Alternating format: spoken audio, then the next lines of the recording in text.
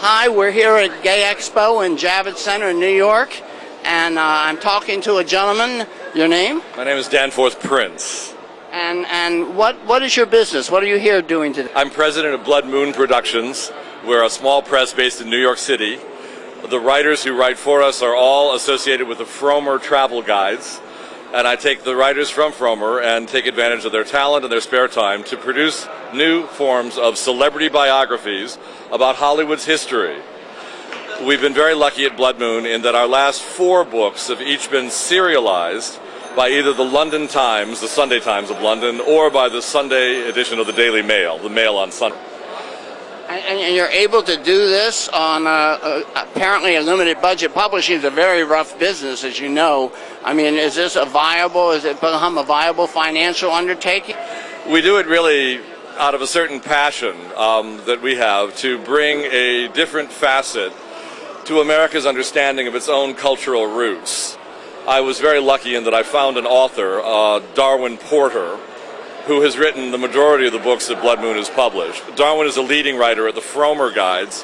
He was a former columnist with the Miami Herald for the entertainment industry, and he still maintains a monthly column and a monthly radio interview with a magazine in South Florida, and other things as well.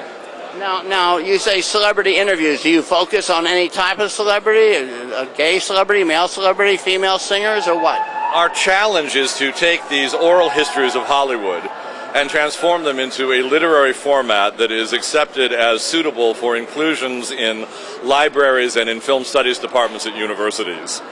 When you do take the last witnesses of a certain era of Hollywood's lurid, raunchy underbelly and transform those stories into a coherent literary form in the form of the biographies that Blood Moon has published. The most recent biography is the biography of Marlin Brando, Brando Unzipped. And we were Are we going to find out secrets about his sex life and respectable details, should I say? There are many details about Marlon Brando that I think many uninitiated people into the ways of Hollywood would find shocking.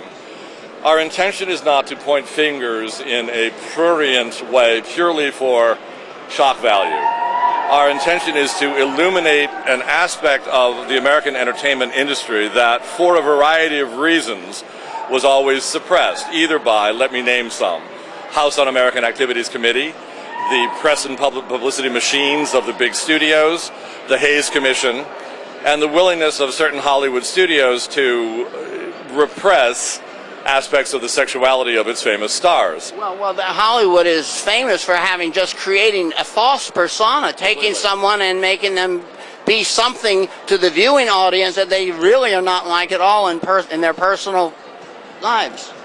I might comment that there's no field of publishing more fluid and more rapidly changing than celebrity biography. In the old days, if you printed something sexually embarrassing about a movie star, you were viewed as being prurient and unattractive and unfair. The dead cannot fight back was the theory. But in the new Hollywood, in the new forms of celebrity biography, if you are aware of a quirk in the character of Hollywood star, you are considered scholastically irresponsible if you don't publish those details. We were very lucky to have been the first unauthorized biography of a character as colorful as Marlon Brando. Now, there must be all kinds of legal work. I mean, you must have great copyright or legal advice because, like you say one bad thing about a star, they have millions of dollars, and if they're alive, he's still alive, isn't he? They just might. Marlon Brando died in, I believe, 2004. Yeah, I'm out of date. And that's fine. It's hard to follow. What I'm saying is it's better to have, from your point of view, because it's more dangerous to publish a biography or a living person. Yes. That's where the litigation risks really are much, much stronger.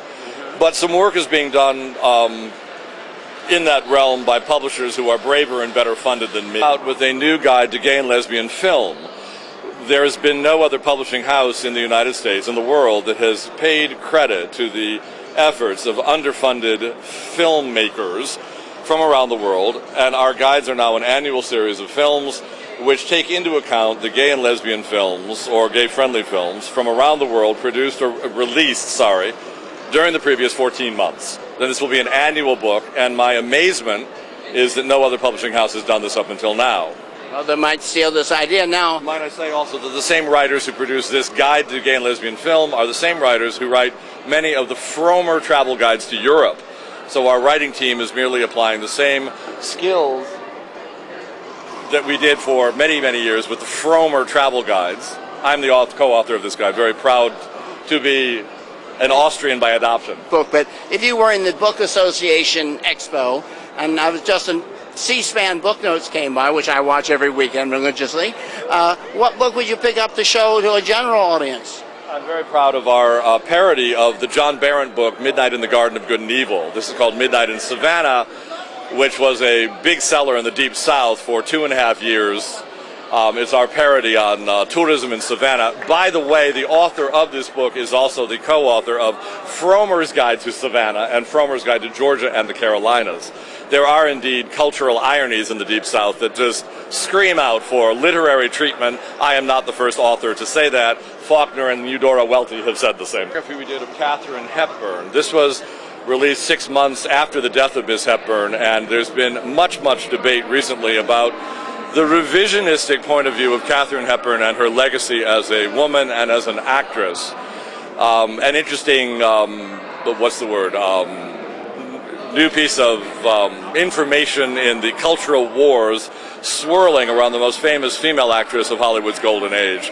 Out of this biography that we published also by Darwin Porter, which examines the early unpublicized life of Humphrey Bogart in the least well-known era of his life. Now, I'm going to throw a hard question at you. You have these experts, these fabulous professional writers from Farmers and all. Do you have a book here that was you found that was written, very well written, fantastic author that maybe no one has even heard of, but a book which was so fine that you couldn't resist printing it? When our organization had a different name, we operated as the Georgia Literary Association when I was based for the Fromer Guides in Georgia. We did publish some unknown poets and writers on a very small scale, and they never really sold or caught on. I'm very proud of my role as an independent publisher. You earn your living at that? I earn my living as a writer at the Fromer Guides, and frankly my writing at the Fromer Guides is subsidizing the early days of my experimental publishing with Blood Moon. I'm very honored with the indulgence of the Fromer Guides to allow me to pursue this particular experiment in independent publishing. And so where do they go? What's the name of the website where they can see your books or read reviews? Or www.bloodmoonproductions.com. Blood, B-L-O-O-D, Moon, M-O-O-N, Productions.com? Yes. What a kind of a terrible name. Might I? It implies fecundity, fertility, phases of the moon, and also reflects a book that we have done. I'm not. Oh, right. We did a book on Blood Moon, and which has just been. What's fertility goddesses? Fertility goddesses or something? The religious right and its fanatical Christianity and sexual obsession in America today. That is a hot subject. Well, listen, You're a hot company. I can tell you're a hot company. One rapidly. Yeah, sure. We have recently gotten contracts from 20th Century Fox to provide the voiceovers and the creative copy for the voiceovers for the re-release of some movies starring Clark Gable, Susan Hayward, and Humphrey Bogart. Our authors have just been hired by German public television to do a documentary on the life of Darwin Porter, and the Learning Channel has just hired one of our authors, Darwin Porter, to provide input for a documentary on Hollywood fashion to be aired, I've been told, the evening preceding the Oscars ceremony this upcoming spring. So we are very committed to bringing to the light of publication clearly authenticated and appropriate texts which reflect a different aspect of the Hollywood experience.